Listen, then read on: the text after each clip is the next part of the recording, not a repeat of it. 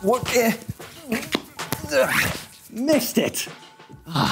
Hey, welcome to Story Lab. This week we're talking about commitment while we take a look at the story of a man who said something important.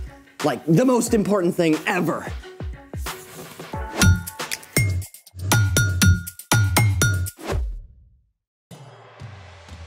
Hey, I'm Carter. And I'm Zeke. We're talking about commitment, which is making a plan and putting it into practice. Speaking of practice, oof, I need to stay limber. Yeah. I'm getting tired just watching you. What exactly are you training for? Oh, it's an ancient sport I've just discovered. You have to have super speedy reflexes, amazing hand-eye coordination, and top-notch motor skills. Ooh, that sounds intense. How do you play? You need a ball and these, like, pronged metal spiky things. Yikes! Dangerous! Oh, it has its risks. Stand back. Behold! Jacks? You're training to play jacks? I thought you said it was an ancient sport. It is. My parents used to play it. Anyways, it's harder than it looks. Watch. So the trick is to bounce the ball high enough to collect it, or some of these, but not too high, otherwise hey, where'd it go? Here, look, can you help me look for it? Did it bounce over? I think it bounced over here. All right, Lola, yeah, look that way, I'll look over here.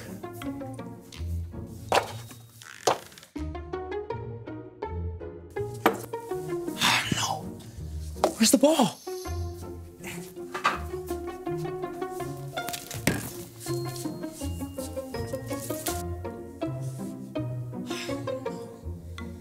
It's not over here either. I think it's gone. Sorry. Man, how am I supposed to train? Let's make a new one. Like make an actual bouncy ball. I'll coach you through it. All right, let's make it. Today, we're gonna make a bouncy ball. What color do you want it to be, Zeke? Blue. No, red. Wait, purple? Okay. Purple? How about a multicolored one? Perfect. Let's get the ingredients. Okay. Hold that, thank you. Okay, step back. Thank you. All right, it's all here. We've got water, check. Borax, check. Next is glue, check. After that, we have the cornstarch, check. And food coloring, check. Oh, and since we're using lots of colors, we'll need a container for each one. Okay, and then something to mix with. Check. All right, ready to make this? Let's roll. Get it? Because it's a ball. Yeah. You know, this looks pretty complicated. It's probably gonna take way too long. I can just find another. Get your head in the game, athlete. We can handle this curveball. Come on, let's go. You're right. You're absolutely right. Let's do this. First step, mix a teaspoon of borax with a 1/4 cup of water. One for each color. Go, hurry up, come on. Okay.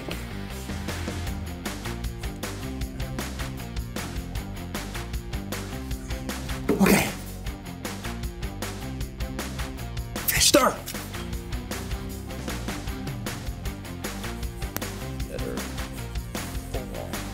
Okay, check. Now, add a teaspoon of glue to each container. Does it matter if it's clear or white? Nope, both work, but good question. Nah, I like to be on my A game. Keep going. You're doing good. As I see the improvement. Good job, Zeke. Okay. Oh, wait. I bet the cornstarch is next. Good call. Add a 1/4 teaspoon of cornstarch to each bowl of glue, then we add the food coloring and mix it really well. Game on. Come on. Very hesitant. There you go. Okay. Now what? Food coloring. Oh, right. Food coloring. Put the food coloring in. There we go. Come on, food coloring. Mix it. Mix it. Are you mixing? I'm mixing. Are you mixing with maximum effort? Mixing is happening right now. Maximum effort mixing? As hard as I can. Okay.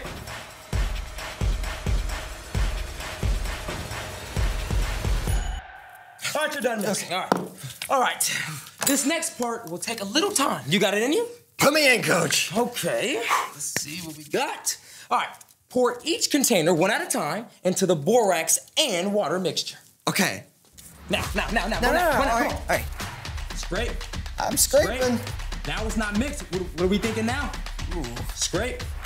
very drippy. Now mush. 3, 2, done. Okay. All right. So that was the mix. That was the mush. That's check. Whew. Good job, man. But the game's not over. We're almost at the finish line, all right? Now smash all the colors together and form them into one ball, okay? Go, form, smash, form. Roll it. Make that ball. Make the ball. We need the bouncy ball. Make the ball. Roll. Yep, I'm rolling. Come on. I'm rolling. It's almost there. Come on. Don't give up. I'm like 3. Come on. 2, 1. Done. There you go. Z. Good job.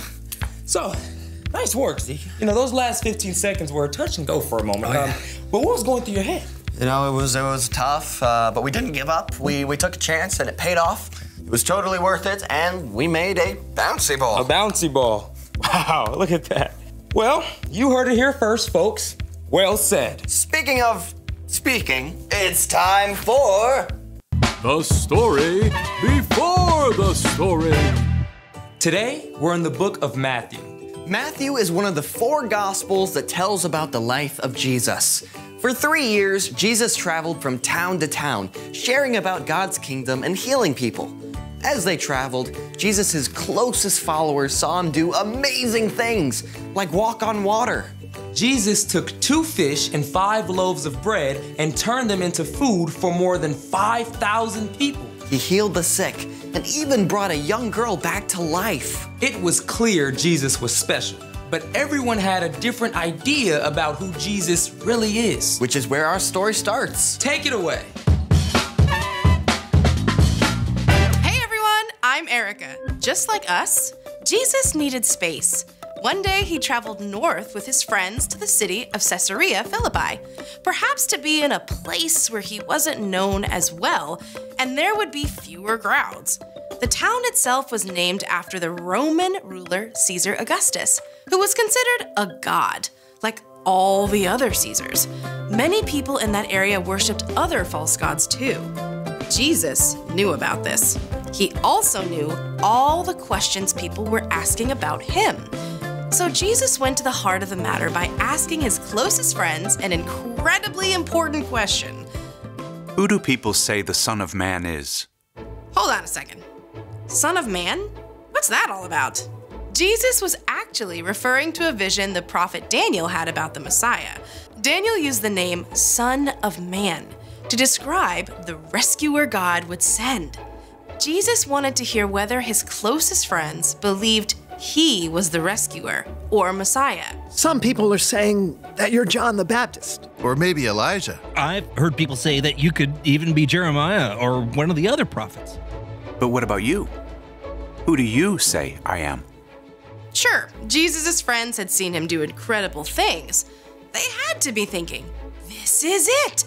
What if Jesus is God's rescuer? But it was a big leap to go from just thinking it to saying it. Simon Peter was known for taking bold steps, and he was the first to answer. You are the Messiah. You are the Son of the living God. Blessed are you, Simon. No mere human showed this to you. My Father in heaven showed it to you. Here's what I tell you. You are Peter. On this rock, I will build my church. Okay, this is some wordplay. See, the name Peter means rock, and to add to that, Caesarea Philippi was known for a large rock formation. So it's quite possible Jesus and his friends were looking at a giant solid rock. It was a word picture. In speaking up, Peter had shown how strong his faith was, and Jesus promised to build his entire future church on that faith.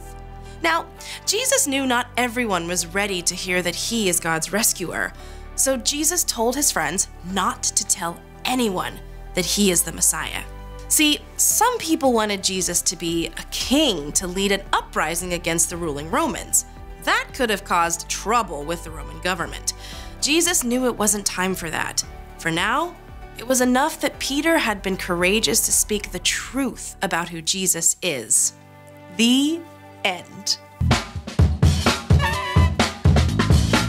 Peter was a pretty strong guy. Like a rock, clearly. Yep, Peter was all in. So what's our part in the story? Jesus' friends had a lot of questions. They weren't sure what to think. But Jesus got the conversation started. He challenged them to speak up and talk about it. That's something we can practice too. You mean telling people who Jesus is? Absolutely. But it's more than just that. You can practice talking about God as part of everyday conversation. With your family. And your friends. That's right. Sometimes talking about what God is up to feels easy, and sometimes it seems a little harder. But choosing to talk about God reminds you to keep your eyes open for what God is doing. And get other people to see it too. You can share about the way God helped you to stay calm on a big test. Or when you see an incredible sunset, you can talk about God's amazing imagination. And if your friend gets upset, you can remind your friend that God is always with us, especially when we're lonely or sad. Show up for your friends and family, and be willing to listen too. The more you're there for them, the more they'll be open to hearing from you about God. Just takes a little practice. And commitment. You got it.